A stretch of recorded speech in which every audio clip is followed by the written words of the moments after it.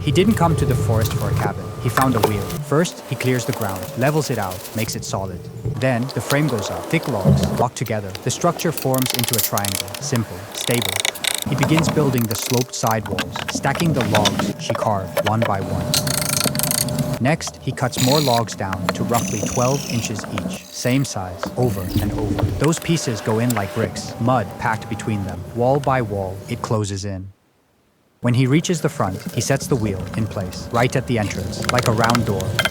There's space around it. He seals that gap with more logs and mud. Every seam in the slanted walls gets filled, tight, no openings left. Inside, he shapes a stove from mud and stone. For the floor, he slices logs into round discs and lays them down one by one. Outside, he forms a small courtyard space. When everything is finished, he moves into the log cabin and spends the night there, using a wheel as a door. Smart move or risky?